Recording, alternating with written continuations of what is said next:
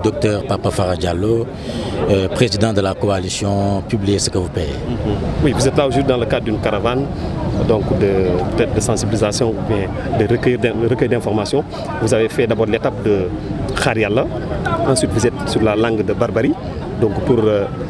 recueillir des informations auprès de cette population qui aujourd'hui oscille à délocalisation donc par rapport à la bande des 20 mètres. Quel est votre... Oui, la caravane nationale COP27, c'est une caravane en réalité qui est une caravane africaine. La même chose que nous sommes en train de faire ici au Sénégal, d'autres pays sont en train de dérouler ça. Donc c'est une caravane nationale et l'objectif c'est de préparer les différentes communautés à travers un consortium d'organisations de la société civile et d'ONG qui s'intéressent aux problématiques climatiques et problématiques environnementales, qui ont décidé d'unir leurs forces pour que l'étape du Sénégal soit une réussite en termes de messages clés que nous voulons véhiculer, mais aussi en termes de documentation d'un certain nombre de problématiques liées au changement climatique, qui est le thème phare de cette COP27. Nous allons documenter ces problématiques-là et notre présence ici à Saint-Louis, au niveau de la bande des 20 mètres, fait partie de ces enjeux-là que nous sommes en train de documenter pour pouvoir porter le message, porter le plaidoyer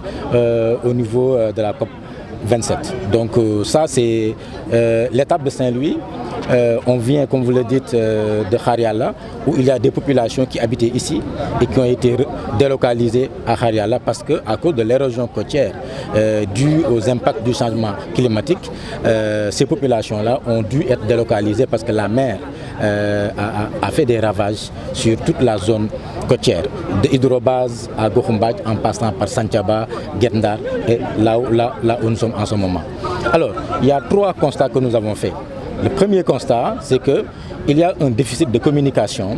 entre les pouvoirs publics et ces populations qui vivent ici et qui sont impactées. Il y a un déficit de communication. Et quand on est arrivé, on a senti que la communication n'est pas bien passée parce que ces populations n'entendent pas quitter leur habitat pour aller où que ce soit. Pour la bonne et simple raison qu'ils considèrent qu'il y a déjà digue là où nous sommes. Ce qu'ils souhaitent, c'est que cette digue-là soit renforcée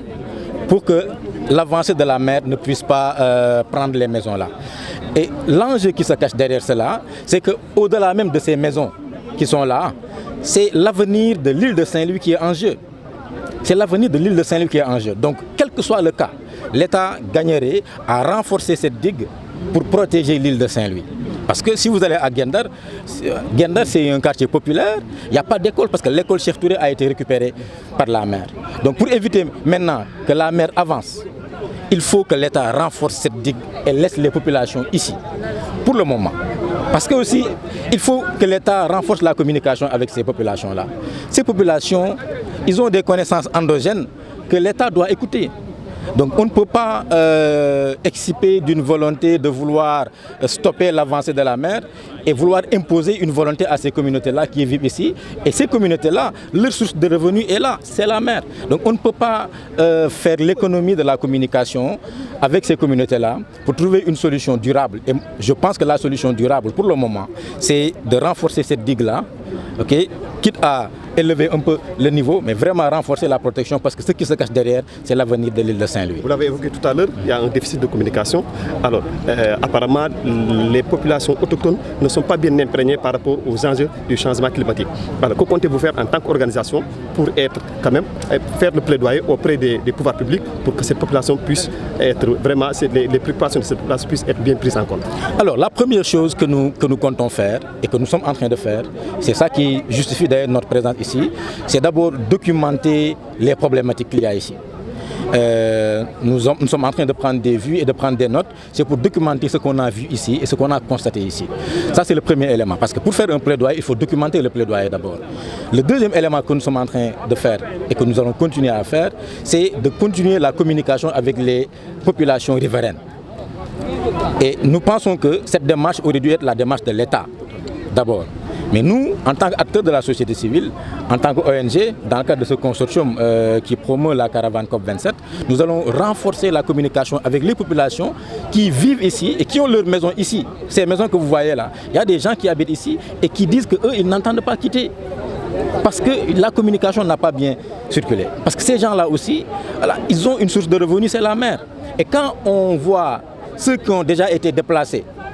les sites de recasement où ils vivent, c'est le dénuement total. On vient de visiter Khariala. Donc ces populations aussi ont raison quand ils disent que si c'est pour nous mettre dans des conditions comme ça, nous préférons rester ici, en face de la mer, avec notre source de revenus, plutôt que de quitter. Donc nous allons documenter tous ces enjeux-là, nous allons documenter toutes ces problématiques-là, nous allons documenter les ressentis des populations, consigner ça dans un document, et sur cette base, nous allons initier un plaidoyer que nous pensons qui sera un plaidoyer gagnant. Omar Ndiaye dëkk Gendar waaw di maanaam ñu organiser benn groupe littoral bu nga xamante ni pour défendre suñu ay kër man maay seen porte-parole tey jii nii waaw tey jii lan ngeen bëgg fësal waaw tey li ñu indi nii tey dana ànd na ak Oxfam ak aar suñu alam def benn ndaje mu nga xamante ni tey li ñu waral ndaje mi xool jafe-jafe yi nga xamante ni ñun moom la ñu dëkk si booru géej dem nañu xaar yàlla ba ñu fa àggee itam gis nañu ñan fa fekk ak seen ay dëkkuwaay gis nañu ñoom ñoo ngi bëgg am foofu fukki at waaye kër yi ñu dëkkee la yàlla xam doy na robinet benn robinet la ñu am bu mbedd amuñu courant amuñu dara si dëkkuwaay bi métti fii la leen jëlee woon ndax géej gi ñooñu moo daaneeloon seen ay kër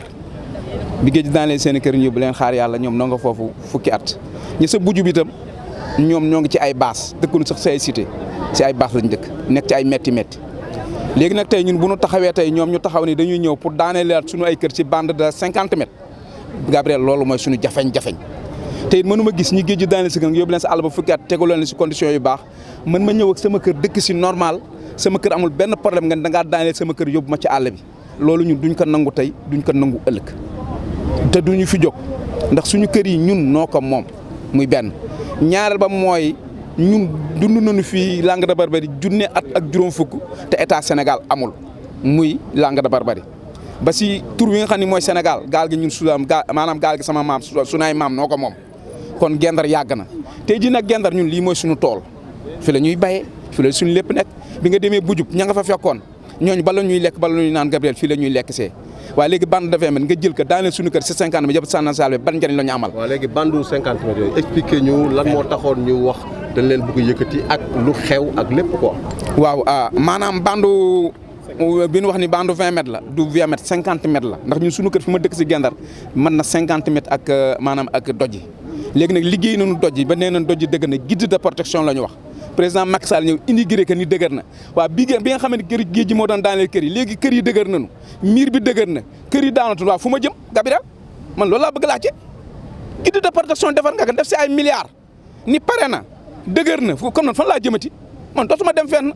te du ma jóg suñu même si géej gi doon attaqué miir amul nan ma bàyyee géej gi man lu ma am jël mais fii duñu fa jóg ndax fii mooy suñu ay tool jataraa ngi ni taxaw fii jatara suñu cosaan la xeer la wo nga xamante ni chaque jour lu ma téeméeri gaal dama fa dem gaal gon daan rasoto 100 000 ba 200 000 chaque jour 200 000 chaque jour 10 millions dana génn si dëkk bi léegi nangu na nga teg seen plateforme foofu jox ko tubaab yi ñu kaa manque te ñun amuñu si dara